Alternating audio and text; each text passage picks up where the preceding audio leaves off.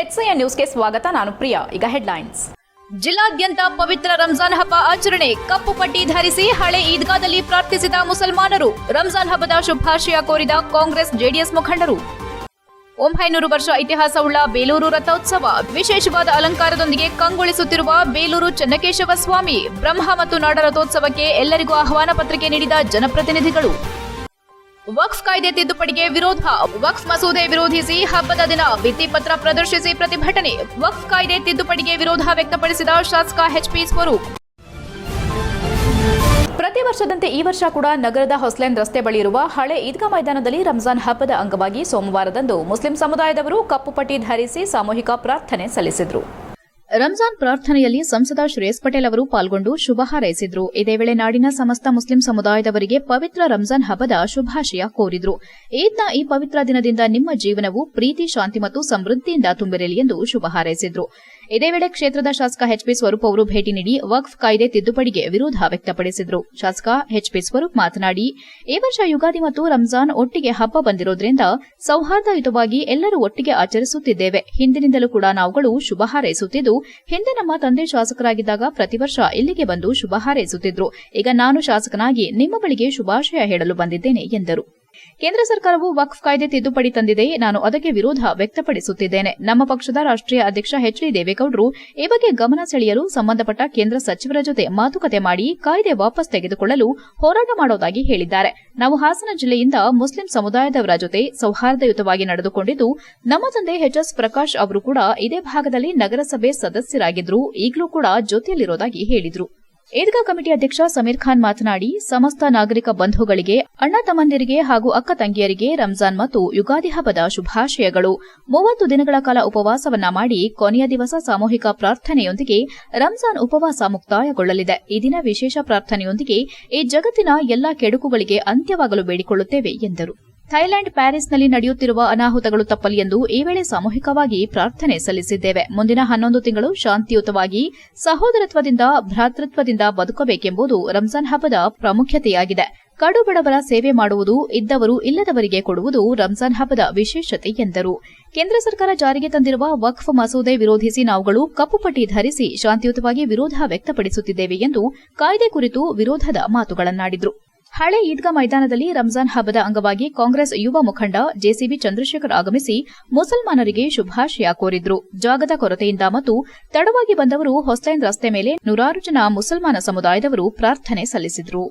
HCN news Hassan. ನಮ್ಮ ಹಾಸನ ಜಿಲ್ಲೆಯ ಸಮಸ್ತ ಜನತೆಗೆ ಈ ಪವಿತ್ರ ರಂಜಾನ್ ಹಬ್ಬದ ಶುಭಾಶಯಗಳು. ಇವತ್ತು ಪವಿತ್ರದ ರಂಜಾನ್ ಹಬ್ಬ, ಹಾಗಾಗಿ ನಾವೆಲ್ಲ ಇವತ್ತು ಬಂದು ನಮ್ಮ ಹಾಸನದ ಹೊಸ ಈದ್ಗಾ ಮೈದಾನದಲ್ಲಿ ನಮ್ಮ ಒಬ್ಬರಿಗೊಬ್ಬರು ಶುಭಾಶಯಗಳನ್ನ ವಿನಿಮಯ ಮಾಡ್ಕೊಂಡ್ವಿ.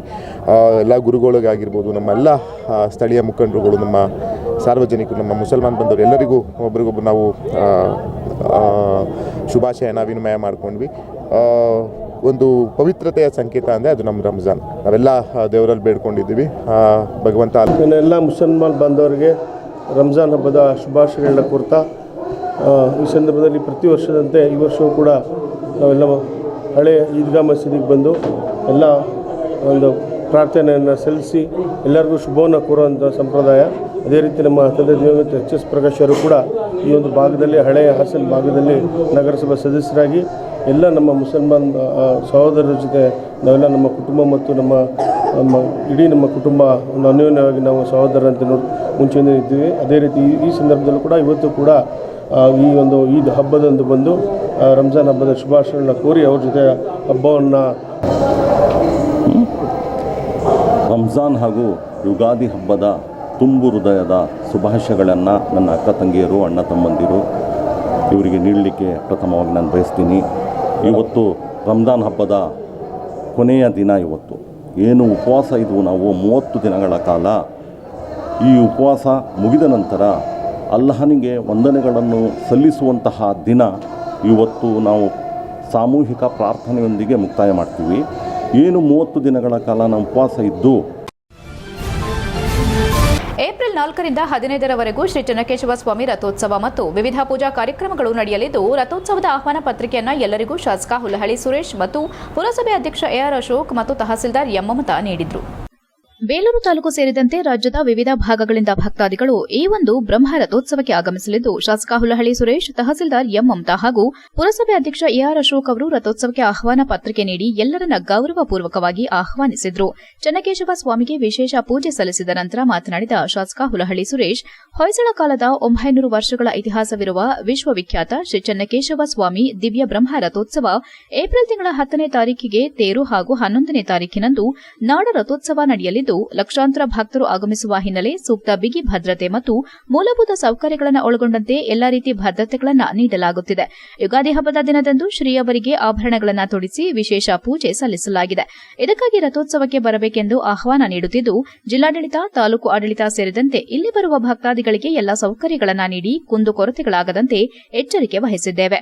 ಹಾಗೆ ರಾಷ್ಟ್ರೀಯ ಹೆದ್ದಾರಿ ಹಾಸನದಿಂದ ಚಿಕ್ಕಮಗಳೂರು ರಾಯಪುರದ ಹತ್ತಿರ ಚೆನ್ನಕೇಶವ ಸ್ವಾಮಿ ಗೋಪುರವನ್ನ ಕಾಣಬಹುದಾಗಿದೆ. ಅದೇ ರೀತಿ ಚೆನ್ನಕೇಶವ ಸ್ವಾಮಿ ದೇವರ ರಸ್ತೆಗೆ ಒಳ್ಳೆ ಬೀದಿಯಿಂದ ಸುಮಾರು 35 ಕೋಟಿ ರೂಪಾಯಿಗಳನ್ನು ಇಟ್ಟಿದ್ದು, ಇದಕ್ಕೆ ಅನುಮೋದನೆ ಕೊಟ್ಟಿದ್ದ ಲೋಕೋಪಯೋಗಿ ಸಚಿವರು ಹಾಗೂ ಮುಖ್ಯಮಂತ್ರಿಗಳಿಗೆ ನಾನು ಅಭಿನಂದನೆ ಸಲ್ಲಿಸುತ್ತೇನೆ. ಮೂಲಭೂತ ಸೌಕರ್ಯಗಳಾದ ರಸ್ತೆ, ಚರಂಡಿ ಇನ್ನಿತರೆ ಸೌಕರ್ಯಗಳನ್ನು ಆದಷ್ಟು ಬೇಗ ಪಟ್ಟಣದ ಅಭಿವೃದ್ಧಿಗೆ ಸಹಕಾರ ನೀಡುವುದರ ಜೊತೆಗೆ ಜನರ ಸಹಕಾರವು ಅತಿ ಮುಖ್ಯ. ಶ್ರೀ ಚೆನ್ನಕೇಶವ ಸ್ವಾಮಿ ಆಶೀರ್ವಾದ ನಿಮ್ಮೆಲ್ಲರ ಮೇಲಿರಲಿ ಎಂದು ತಿಳಿಸಿದರು. ನಂತರ ಮಾತನಾಡಿದ ಪುರಸಭೆ ಅಧ್ಯಕ್ಷ ಎಆರ್ ಅಶೋಕ್, ಪಟ್ಟಣದ ಸಮಗ್ರ ಅಭಿವೃದ್ಧಿಗೆ ಮತ್ತು ರಥೋತ್ಸವಕ್ಕೆ ಬರುವ ಭಕ್ತರಿಗೆ ಬೇಕಾಗುವ ಮೂಲ ಸೌಕರ್ಯವನ್ನು ಪುರಸಭೆ ವತಿಯಿಂದ ಹಮ್ಮಿಕೊಳ್ಳಲಾಗಿದ್ದು, ಇದಕ್ಕೆ ಶಾಸಕರಾದ ಹುಲಹಳ್ಳಿ ಸುರೇಶ್ ಹಾಗೂ ಜಿಲ್ಲಾಡಳಿತ ಮತ್ತು ತಾಲೂಕು ಆಡಳಿತದೊಂದಿಗೆ ಕೈಜೋಡಿಸುವುದಾಗಿ ತಿಳಿಸಿದರಲ್ಲದೆ, ನಮ್ಮ ಪೌರ ಕಾರ್ಮಿಕರು ಅವಿರತವಾಗಿ ಶ್ರಮಿಸಿ ಕೆಲಸ ನಿರ್ವಹಿಸಲಿದ್ದಾರೆ ಎಂದು ತಿಳಿಸಿದರಲ್ಲದೆ, ಈಗಾಗಲೇ ಕಲ್ಯಾಣಿ ಸ್ವಚ್ಛತೆ, ಸ್ನಾನಗೃಹ, ಕುಡಿಯುವ ನೀರಿನ ವ್ಯವಸ್ಥೆ, ಭಕ್ತರಿಗೆ ತಂಗಲು ವ್ಯವಸ್ಥೆ, ಮೊಬೈಲ್ ಟಾಯ್ಲೆಟ್ ಮಾಡಲಾಗುತ್ತಿದ್ದು, ಬಂದಂತಹ ಭಕ್ತರಿಗೆ ಯಾವುದೇ ತೊಂದರೆ ಆಗದಂತೆ ಸೂಕ್ತ ವ್ಯವಸ್ಥೆ ನಮ್ಮ ಪುರಸಭೆ ವತಿಯಿಂದ ಮಾಡಲಾಗುತ್ತಿದೆ. ಶಾಸಕರು ಆಹ್ವಾನ ಪತ್ರಿಕೆಯನ್ನು ಮುಖ್ಯಮಂತ್ರಿಗಳಿಗೆ ಮತ್ತು ಸಚಿವರಿಗೂ ತಲುಪಿಸಿ ಇಲ್ಲಿಯ ಮೂಲಭೂತ ಸೌಕರ್ಯಗಳ ಕುಂದುಕೊರತೆಗಳನ್ನು ತಿಳಿಸಿ ಅವರಿಗೆ ಮನವರಿಕೆ ಮಾಡಿಕೊಡಬೇಕೆಂದು ಶಾಸಕ ಹುಲ್ಲಹಳ್ಳಿ ಸುರೇಶ್ ಅವರಿಗೆ ಮನವಿ ಮಾಡಿದರು. ತಹಸೀಲ್ದಾರ್ ಎಂ ಮಮತಾ ಮಾತನಾಡಿ, ಶ್ರೀ ಚೆನ್ನಕೇಶವ ಸ್ವಾಮಿ ಬ್ರಹ್ಮ ರಥೋತ್ಸವಕ್ಕೆ ತಾಲೂಕು ಆಡಳಿತದ ವತಿಯಿಂದ ಎಲ್ಲ ಸಿದ್ದತೆ ಮಾಡಿಕೊಂಡಿದ್ದು, ಇಲ್ಲಿ ನಡೆಯುವ ಪ್ರತಿಯೊಂದು ಪೂಜಾ ವಿಧಾನಗಳನ್ನು ಶಾಸಕರ ನಿರ್ದೇಶನದ ಮೇರೆಗೆ ಹಾಗೂ ಜಿಲ್ಲಾಡಳಿತದ ಆದೇಶದಂತೆ ಯಾವುದೇ ತೊಂದರೆ ಇಲ್ಲದೆ ನಡೆಯುತ್ತಾ ಬರುತ್ತಿದ್ದು, ಇದಕ್ಕೆ ಭಕ್ತರ ಸಹಕಾರ ಅತಿ ಮುಖ್ಯ ಎಂದರು. ಈ ಸಂದರ್ಭದಲ್ಲಿ ಎಚ್ಡಿಸಿಸಿ ಬ್ಯಾಂಕ್ ನಿರ್ದೇಶಕ ಎಂಎ ನಾಗರಾಜ್ ಉಪಸ್ಥಿತರಿದ್ದರು. HCN news, Belur. ಮಾಡಲಿಕ್ಕೆ ನಮಗೆ ಮಾರ್ಗದರ್ಶಕರು ನಮ್ಮ ಪತ್ರಿಕಾ ಮಿತ್ರರು. ಯಾಕೆಂದರೆ ಈ ಒಂದು ಆಹ್ವಾನವನ್ನು ಕೊಡಬೇಕು ಹಬ್ಬದ ದಿವಸ ಅಂತಕ್ಕಂಥದ್ದನ್ನು ಗಮನಕ್ಕೆ ತಂದು ಇವತ್ತೇನಾದರೂ ಈ ಆಹ್ವಾನವನ್ನು ತಮ್ಮ ಮೂಲಕ ನಾವು ಕೊಡ್ತಾ ಇದ್ದೀವಿ. ಈ ವಿಶ್ವವಿಖ್ಯಾತ ಆಗಿರ್ತಕ್ಕಂಥ ಚೆನ್ನಕೇಶವನ ವರ್ಣೆಯನ್ನು ಮಾಡುವುದರ ಮುಖಾಂತರ, ಭಕ್ತಾದಿಗಳನ್ನ ಸೆಳೆಯುವುದರ ಮುಖಾಂತರ ಇವತ್ತು ಈ ಜಾತ್ರಾ ಮಹೋತ್ಸವಕ್ಕೆ ಅತಿ ಹೆಚ್ಚು ಚಾಲನೆಯನ್ನು ತಮ್ಮಿಂದ ಪ್ರಸಾರ ಆಗಬೇಕು ಅಂತಕ್ಕಂಥದ್ದು ನಾನು ತಮ್ಮಲ್ಲಿ ಮನವಿಯನ್ನು ಮಾಡ್ತೀನಿ.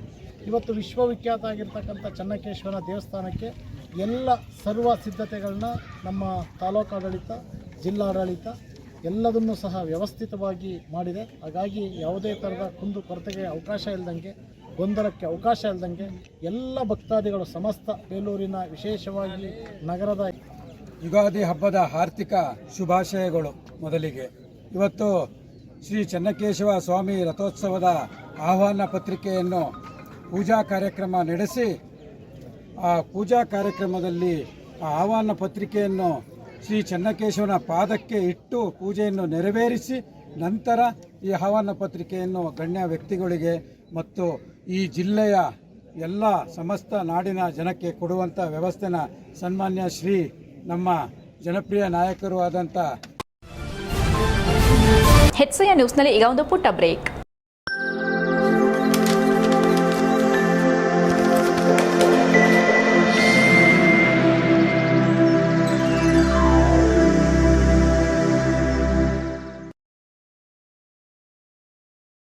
ಬ್ರೇಕ್ನ ನಂತರ ಎಚ್ಸಿಎನ್ ನ್ಯೂಸ್ಗೆ ಸ್ವಾಗತ. ಕೇಂದ್ರ ಸರ್ಕಾರದಿಂದ ಜಾರಿಗೊಳಿಸಲು ಹೊರಟಿರುವ ವಕ್ಫ್ ಮಸೂದೆ 2024ನ ವಿರೋಧಿಸಿ all India Muslim personal law board ಕರೆ ನೀಡಿರುವ ಪ್ರತಿಭಟನೆ ಅಂಗವಾಗಿ ಹಾಸನ ನಗರದ 80 ಅಡಿ ರಸ್ತೆಯಲ್ಲಿರುವ ಹೊಸ ಈದ್ಗಾದಲ್ಲಿ ರಂಜಾನ್ ಹಬ್ಬದ ಪ್ರಾರ್ಥನೆ ಸಮಯದಲ್ಲಿ ತೋಳಿಗೆ ಕಪ್ಪು ಪಟ್ಟಿ ಧರಿಸಿ ಭಿತ್ತಿಪತ್ರವನ್ನು ಪ್ರತಿಭಟನಾಕಾರರು ಪ್ರದರ್ಶಿಸಿ ಆಕ್ರೋಶ ವ್ಯಕ್ತಪಡಿಸಿದರು. ಮುಸ್ಲಿಮರ ಅಸ್ಮಿತೆಯ ಪ್ರಶ್ನೆಯಾಗಿರುವ ವಕ್ಫ್ ಮಸೂದೆ 2024ನ್ನ ಜಾರಿ ಮಾಡಲು ದೇಶದ ಮುಸ್ಲಿಮರು ಒಪ್ಪೋದಿಲ್ಲ. ಆಡಳಿತಕ್ಕೆ ಬಂದ ಕೇಂದ್ರ ಬಿಜೆಪಿ ಸರ್ಕಾರ ಮುಸ್ಲಿಮರ ವಿರೋಧಿ ಕಾನೂನುಗಳನ್ನು ಜಾರಿ ಮಾಡುತ್ತಿದೆ. ಎನ್ಆರ್ಸಿ, ಸಿಎಎ, ತ್ರಿಬಲ್ ತಲಾಕ್, 2B ರಿಸರ್ವೇಷನ್, ಹಿಜಾಬ್, ಬಾಬ್ರಿ ಮಸೀದಿ ಇದಲ್ಲದೆ ದೇಶದ ಹಲವು ಮಸೀದಿ ಸ್ಥಳಗಳಲ್ಲಿ ದೇವಸ್ಥಾನವೆಂಬ ಸುಳ್ಳು ಆಪಾದನೆಗಳನ್ನು ಹೊರಿಸಿರುವುದು ದ್ವೇಷದ ರಾಜಕೀಯ ಮುಂದುವರಿಸಿ ದೇಶದ ಶಾಂತಿ ಕದಡುತ್ತಿದೆ ಎಂದು ದೂರಿದ್ರು. ವಕ್ಫ್ ಅಂದರೆ ದಾನ, ದೇಣಿಗೆ ನೀಡೋದು. ಪುರಾತನ ಕಾಲದಲ್ಲಿ ಹಳ್ಳಿಗಳಲ್ಲಿದ್ದ ಶ್ರೀಮಂತರು ಮಸೀದಿ, ಮದ್ರಸಾ, ಈದ್ಗಾ, ಕಬರಸ್ತಾನ್, ಆಸ್ಪತ್ರೆ ಇತ್ಯಾದಿಗಳಿಗೆ ವಕ್ಫ್ ಮಾಡುತ್ತಿದ್ದರು. ಇದು ಸಮುದಾಯದ ಏಳಿಗೆಗಾಗಿ ಮತ್ತು ಮುಂದಿನ ಪೀಳಿಗೆಗೆ ಉಪಯೋಗವಾಗುವುದಕ್ಕೆ ದಾನ ಅಥವಾ ದೇಣಿಗೆ ನೀಡೋದು ಆಗಿದೆ ಎಂದರು. ತಿದ್ದುಪಡಿಯ ಹಿಂದಿನ ಅಸಲಿ ಉದ್ದೇಶ ವಕ್ಫ್ ಕಾಯ್ದೆಯ ಅನುಷ್ಠಾನವನ್ನ ಬಿಜೆಪಿ ತನ್ನ ಬಹುಮತದ ಬಲದಿಂದ ದುರುಪಯೋಗಪಡಿಸಿಕೊಂಡು ದೇಶವನ್ನ ಕೇಸರಿ ಬಣ್ಣದಿಂದ ಮುಚ್ಚಲು ಪ್ರಯತ್ನಿಸುತ್ತಿದೆ. ವಕ್ಫ್ ಮಸೂದೆ 2024ನ ಹಿಂಪಡೆಯುವವರೆಗೂ ಹೋರಾಟ ಮುಂದುವರೆಸಲಾಗುವುದೆಂದು ಹೇಳಿದರು. ಈ ಸಂದರ್ಭದಲ್ಲಿ ಎಸ್ಡಿಪಿಐ ರಾಜ್ಯ ಪ್ರಧಾನ ಕಾರ್ಯದರ್ಶಿ ಅಫ್ಸರ್ ಕೊಡ್ಲಿಪೇಟೆ, ಫೈರೋಜ್ ಪಾಷಾ, ಮುಬಾರಕ್ ಇತರರು ಉಪಸ್ಥಿತರಿದ್ದರು. HCN news, Haasan. ಬಿಜೆಪಿ ಒಕ್ಕೂಟ ಸರ್ಕಾರ ವಕ್ಫ್ ಮಸೂದೆ 2024 ಜಾರಿ ಮಾಡಲು ಹೊರಟಿದೆ. ಇದು ಅಸಂವಿಧಾನಿಕ ಮತ್ತು ಮುಸ್ಲಿಮರ ವಿರುದ್ಧವಾಗಿದೆ. ಏನು 2014 ನಂತರ ಬಿಜೆಪಿ ಕೇಂದ್ರದಲ್ಲಿ ಆಡಳಿತಕ್ಕೆ ಬಂದಾಗಿನಿಂದಲೂ ಮುಸ್ಲಿಮರ ವಿರುದ್ಧ ಒಂದಾದರೂ ಕರಾಳ ಕಾನೂನುಗಳನ್ನು ಜಾರಿ ಮಾಡ್ತಾ ಇದೆ. ಇದು ಯಾವುದೇ ರೀತಿಯಲ್ಲೂ ಒಪ್ಪುವಂಥದ್ದಲ್ಲ. ಅದರ ಭಾಗವಾಗಿ ವಕ್ಫ್ ಮಸೂದೆ 2024 ಜಾರಿ ಮಾಡಲು ಹೊರಟಿದೆ. ಇದು ಯಾವುದೇ ಕಾರಣಕ್ಕೂ ಮುಸ್ಲಿಮರು ಒಪ್ಪುವುದಿಲ್ಲ. ಯಾಕಂತ ಹೇಳಿದರೆ ಇದು ಮುಸ್ಲಿಮರ ವಿರುದ್ಧ ಕಾನೂನಾಗಿದೆ ಮತ್ತು ಅಸಂವಿಧಾನಿಕ ಕಾನೂನಾಗಿದೆ. ಇದರ ಭಾಗವಾಗಿ ನಾವು ರಾಷ್ಟ್ರಾದ್ಯಂತ ಇದರ ವಿರುದ್ಧ ಪ್ರತಿಭಟನೆಗಳು ನಡೀತಾ ಇವೆ. ದೆಹಲಿಯ ಜಂತರ್ ಮಂತರ್, ಆಂಧ್ರದ ವಿಜಯವಾಡ ಮತ್ತು ಬಿಹಾರದ ಪಾಟ್ನಾದಲ್ಲಿ ಸಾವಿರಾರು ಸಂಖ್ಯೆಯಲ್ಲಿ ಈ ಪ್ರತಿಭಟನೆಯಲ್ಲಿ ಭಾಗವಹಿಸಿ ಈ ಕರಾಳ ಮಸೂದೆಯನ್ನು ಒಪ್ಪುವುದಿಲ್ಲ ಅಂತ ಕೇಂದ್ರ ಸರ್ಕಾರಕ್ಕೆ ಎಚ್ಚರಿಕೆಯನ್ನು ನೀಡಿದ್ದೇವೆ. ದೇಶದೆಲ್ಲೆಡೆ ಭಾನುವಾರ ಚಂದ್ರ ದರ್ಶನವಾದ ಹಿನ್ನೆಲೆ ರಾಜ್ಯಾದ್ಯಂತ ರಂಜಾನ್ ಹಬ್ಬವನ್ನು ಸಡಗರ ಸಂಭ್ರಮದಿಂದ ಆಚರಿಸಲಾಯಿತು.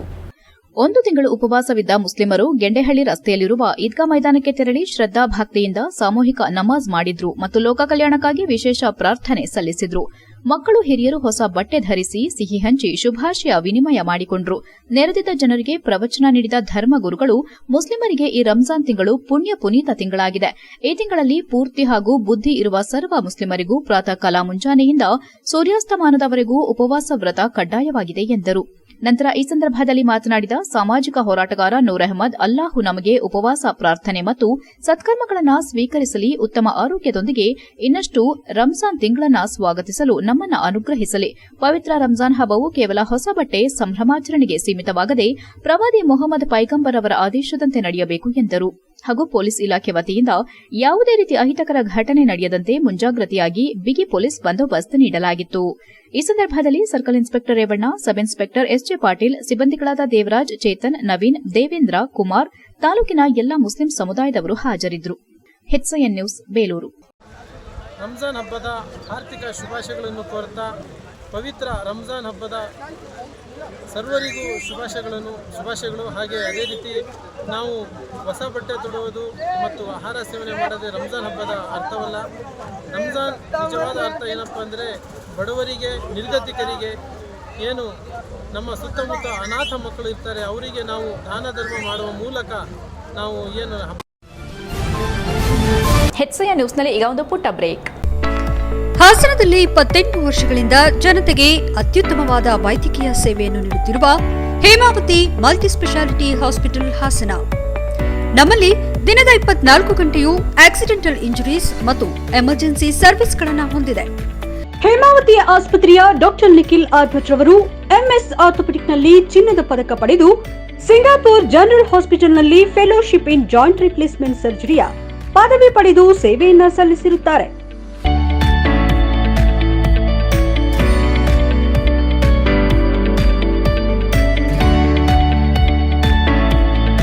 ನಮ್ಮಲ್ಲಿ ಆಂಬ್ಯುಲೆನ್ಸ್ ಸೇವೆಯೂ ಲಭ್ಯ. ಇನ್ನೇಕೆ ತಡ? ನೀವು ಯಾವುದೇ ಮೂಳೆ ಸಮಸ್ಯೆ ಹೊಂದಿದ್ದರೆ ಹಿಂದೆ ಭೇಟಿ ನೀಡಿ. ಹೇಮಾವತಿ ಮಲ್ಟಿ ಸ್ಪೆಷಾಲಿಟಿ ಹಾಸ್ಪಿಟಲ್, ಉತ್ತರ ಬಡಾವಣೆ, ಹಾಸನ. ಬ್ರೇಕ್ನ ನಂತರ HCN ನ್ಯೂಸ್ಗೆ ಸ್ವಾಗತ. ಯುಗಾದಿ ಸಂವತ್ಸರದ ಮೊದಲ ದಿನದ ಅಂಗವಾಗಿ ಶ್ರೀ ಚೆನ್ನಕೇಶವ ಸ್ವಾಮಿ ದೇಗುಲದಲ್ಲಿ ಪ್ರಧಾನ ಅರ್ಚಕ ಶ್ರೀನಿವಾಸ್ ಭಟ್ ಮತ್ತು ಸನ್ನಿಧಿಯ ಪ್ರಧಾನ ಅರ್ಚಕ ನರಸಿಂಹಪ್ರಿಯ ಭಟ್ ನೇತೃತ್ವದಲ್ಲಿ ದೇಗುಲದ ಆಲಯ ಶುದ್ಧಿ, ಆಭರಣ ಶುದ್ಧಿ ನಂತರ ಉತ್ಸವ ಮೂರ್ತಿ ಸೇರಿದಂತೆ ಶ್ರೀ ಚೆನ್ನಕೇಶವ, ಲಕ್ಷ್ಮಿ ಹಾಗೂ ಸೌಮ್ಯನಾಯಕಿ ಅಮ್ಮನವರಿಗೆ ಪಂಚಾಭಿಷೇಕ ಸೇರಿದಂತೆ ವಿವಿಧ ರೀತಿ ಅಭಿಷೇಕ ನಡೆಸಿ ನಂತರ ಪುಣ್ಯಾಹ ಸೇರಿ ಪ್ರಥಮ ಪೂಜೆಯಾದ ನಂತರ ಚಿನ್ನಾಭರಣ ಸೇರಿದಂತೆ ಎಲ್ಲಾ ರೀತಿ ಒಡವೆಗಳನ್ನು ತೊಡಿಸಿ ಬೇವು ಬೆಲ್ಲವನ್ನ ಭಗವಂತನಿಗೆ ಅರ್ಪಿಸಿ ಭಕ್ತಿಯನ್ನ ಸಮರ್ಪಿಸಿದರು. ಈ ವೇಳೆ ಚೆನ್ನಕೇಶವ ಸ್ವಾಮಿ ರಥೋತ್ಸವದ ಅಂಗವಾಗಿ ಮಾತನಾಡಿದ ಪ್ರಧಾನ ಅರ್ಚಕ ಶ್ರೀನಿವಾಸ್ ಭಟ್ ಹಾಗೂ ನರಸಿಂಹಪ್ರಿಯ ಭಟ್, ಬುಧವಾರದಿಂದ ಉತ್ಸವಾದಿಗಳು ಪ್ರಾರಂಭವಾಗುವುದರಿಂದ ಶಾರದಾಲಂಕಾರ ಉತ್ಸವದಿಂದ ಇದೇ 3ರಂದು ಗರುಡ ಪ್ರತಿಷ್ಠೆ ಅಂದು ಸಂಜೆ ಕಲ್ಯಾಣೋತ್ಸವವನ್ನ ಗುರುವಾರದಂದು ನಡೆಸಲಿದ್ದು, ನಂತರ ದಿನಗಳಲ್ಲಿ ಪ್ರತಿನಿತ್ಯ ಸುಮಾರು 7 ದಿನಗಳ ಕಾಲ ವಿವಿಧ ಉತ್ಸವಾದಿಗಳು ಪ್ರತಿನಿತ್ಯ ಹಗಲು ಹಾಗೂ ರಾತ್ರಿ ಸಮಯದಲ್ಲಿ ನಡೆಯಲಿದ್ದು, ದಿನಾಂಕ 10ರಂದು ದಿವ್ಯ ಬ್ರಹ್ಮ ರಥೋತ್ಸವ ಮತ್ತು ನಾಡಿನ ದಿವ್ಯ ರಥೋತ್ಸವ ನಡೆಯಲಿದೆ. ದಿನಾಂಕ 15ರಂದು ಶಯನೋತ್ಸವದೊಂದಿಗೆ ಶ್ರೀ ಚೆನ್ನಕೇಶವ ಸ್ವಾಮಿ ರಥೋತ್ಸವ ಮುಕ್ತಾಯವಾಗಲಿದೆ. ಈ ಬಾರಿ ವಿಶೇಷವಾಗಿ ಬೇವು ಬೆಲ್ಲದಂತೆ ನಾಡಿನ ಜನತೆಗೆ ಸುಖ ಶಾಂತಿ ನೀಡಿ ರಾಜ್ಯದಲ್ಲಿ ಉತ್ತಮ ಮಳೆ ಬೆಳೆಯಾಗಿ ರೈತರ ಬದುಕು ಹಸನ್ಮುಖಿಯಾಗಲಿ ಎಂದು ದೇವರಲ್ಲಿ ಪ್ರಾರ್ಥಿಸಿದ್ದೇವೆ ಎಂದರು. HCN news Belur. ಕೇಶವನಾಥಾರ್ಯ ನಯನಾನಂದಮೂರ್ತಿಯೇ ವೇಲಾಪುನಿವಾಸಾಯ ಸತ್ಯಜ್ಞಾನಾಯ ವಿಷ್ಣುವೇ ಸತ್ಯಂ ಸತ್ಯಂ ಪುನಃ ಸತ್ಯಂ ಮುಚ್ಚದೆ ಯದೇಶಾಸ್ತ್ರಾತ್ ಪರನ್ನಾಸ್ತಿ ದೈವಂ ಕೇಶವಾರ್ಪಣಂ. ಇನ್ನು ಚೆನ್ನಕೇಶವ ಸ್ವಾಮಿ ದೇವಸ್ಥಾನದಲ್ಲಿ ಯುಗಾದಿ ದಿನ ಬೆಳಗ್ಗೆ ದೇವರಿಗೆ ಪಂಚಾಮೃತ ಅಭಿಷೇಕವಾದ ನಂತರ ಚಿನ್ನದ ಆಭರಣಗಳನ್ನು ಅಲಂಕಾರ ಮಾಡಲಾಗಿದೆ. ನಂತರ 2ನೇ ತಾರೀಕು ಏಪ್ರಿಲ್ 2ಕ್ಕೆ ಅಂಕರಾರ್ಪಣ ಕಾರ್ಯಕ್ರಮ ನಡೆಯಲಿದೆ. ಮತ್ತು 3ನೇ ತಾರೀಕು ಸಾಯಂಕಾಲ ಕಲ್ಯಾಣೋತ್ಸವ ಮತ್ತು 4ನೇ ತಾರೀಕಿಂದ ಉತ್ಸವ ಪ್ರಾರಂಭವಾಗುತ್ತದೆ. ಹಾಸನ ಜಿಲ್ಲೆಯ ಮಲೆನಾಡು ಭಾಗದಲ್ಲಿ ಹೆಚ್ಚಿರುವ ಕಾಡಾನೆ ಹಾಗೂ ಮಾನವ ಸಂಘರ್ಷ ತಡೆ ಕುರಿತು ಅರಣ್ಯ ಇಲಾಖೆ ಅಧಿಕಾರಿಗಳೊಂದಿಗೆ ಹಾಸನದ ಅರಣ್ಯ ಭವನದಲ್ಲಿ ಸಭೆ ನಡೆಸಲಾಯಿತು. ಮಾರ್ಚ್ 16ರಿಂದ 1 ವಾರಗಳ ಕಾಲ ನಡೆದ ಕಾಡಾನೆ ಸೆರೆ ಕಾರ್ಯಾಚರಣೆ ಯಶಸ್ವಿಯಾಗಿದೆ. 3 ಪುಂಡಾನೆ ಸೆರೆ ಹಾಗೂ 3 ಕಾಡಾನೆಗಳಿಗೆ ರೇಡಿಯೋ ಕಾಲರ್ ಅಳವಡಿಸಿ ಅವುಗಳ ಮೇಲೆ ನಿಗಾ ವಹಿಸಲಾಗುತ್ತಿದೆ. ಅರಣ್ಯ ಇಲಾಖೆ ಕಚೇರಿಯಲ್ಲಿ ಕಂಟ್ರೋಲ್ ರೂಮ್ ಸ್ಥಾಪಿಸಿ ಕಾಡಾನೆಗಳ ಚಲನವಲನ ಅರಿಯಲಾಗುತ್ತಿದೆ. ಈ ಬಗ್ಗೆ ಸ್ಥಳೀಯರಿಗೆ ಮಾಹಿತಿ ನೀಡಲಾಗುತ್ತಿದ್ದು, ಕಾಡಾನೆ ಹಾವಳಿ ಸಮಸ್ಯೆಗೆ ಶಾಶ್ವತ ಪರಿಹಾರ ಕಲ್ಪಿಸುವ ನಿಟ್ಟಿನಲ್ಲಿ ಪ್ರಯತ್ನಗಳು ಮುಂದುವರೆದಿವೆ. ಸಾರ್ವಜನಿಕರು ಜಾಗೃತರಾಗಿ ಅರಣ್ಯ ಇಲಾಖೆಯ ಜೊತೆ ಸಹಕರಿಸಬೇಕೆಂದು ಮನವಿ ಮಾಡಿದರು. ಸಭೆಯಲ್ಲಿ ಸಿಸಿಎಫ್ ಏಡುಕುಂಡಲು, ಡಿಸಿಎಫ್ ಸೌರಭ್ ಕುಮಾರ್, ಜಿಲ್ಲೆಯ ಎಸಿಎಫ್ ಮತ್ತು ಆರ್ಎಫ್ಒಗಳು ಹಾಜರಿದ್ದರು. HCN news Hassan. HCN ನ್ಯೂಸ್ನಲ್ಲಿ ಈಗ ಒಂದು ಪುಟ್ಟ ಬ್ರೇಕ್.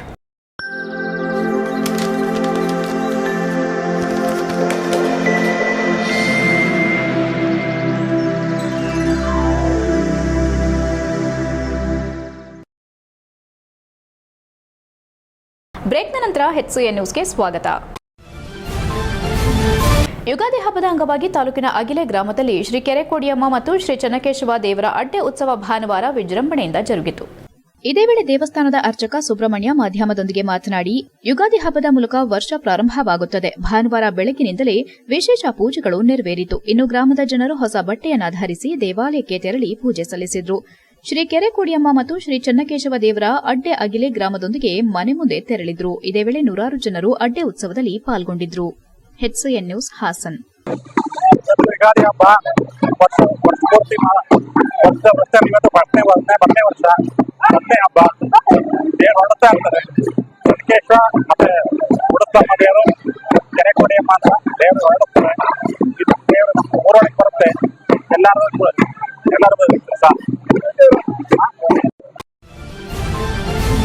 ಕೊನೆಯಲ್ಲಿ ಮತ್ತೊಮ್ಮೆ ಮುಖ್ಯಾಂಶಗಳು. ಜಿಲ್ಲಾದ್ಯಂತ ಪವಿತ್ರ ರಂಜಾನ್ ಹಬ್ಬ ಆಚರಣೆ. ಕಪ್ಪು ಪಟ್ಟಿ ಧರಿಸಿ ಹಳೆ ಈದ್ಗಾದಲ್ಲಿ ಪ್ರಾರ್ಥಿಸಿದ ಮುಸಲ್ಮಾನರು. ರಂಜಾನ್ ಹಬ್ಬದ ಶುಭಾಶಯ ಕೋರಿದ ಕಾಂಗ್ರೆಸ್ ಜೆಡಿಎಸ್ ಮುಖಂಡರು. 900 ವರ್ಷ ಇತಿಹಾಸವುಳ್ಳ ಬೇಲೂರು ರಥೋತ್ಸವ. ವಿಶೇಷವಾದ ಅಲಂಕಾರದೊಂದಿಗೆ ಕಂಗೊಳಿಸುತ್ತಿರುವ ಬೇಲೂರು ಚೆನ್ನಕೇಶವ ಸ್ವಾಮಿ. ಬ್ರಹ್ಮ ಮತ್ತು ನಾಡ ರಥೋತ್ಸವಕ್ಕೆ ಎಲ್ಲರಿಗೂ ಆಹ್ವಾನ ಪತ್ರಿಕೆ ನೀಡಿದ ಜನಪ್ರತಿನಿಧಿಗಳು. ವಕ್ಫ್ ಕಾಯ್ದೆ ತಿದ್ದುಪಡಿಗೆ ವಿರೋಧ. ವಕ್ಫ್ ಮಸೂದೆ ವಿರೋಧಿಸಿ ಹಬ್ಬದ ದಿನ ಭಿತ್ತಿಪತ್ರ ಪ್ರದರ್ಶಿಸಿ ಪ್ರತಿಭಟನೆ. ವಕ್ಫ್ ಕಾಯ್ದೆ ತಿದ್ದುಪಡಿಗೆ ವಿರೋಧ ವ್ಯಕ್ತಪಡಿಸಿದ ಶಾಸಕ HP ಸ್ವರೂಪ್. ಇಷ್ಟೊತ್ತು ನೀವು ನೋಡಿದ್ದು ಹಾಸನದ ಸುದ್ದಿ ಅಂದ್ರೆ HCN ನ್ಯೂಸ್.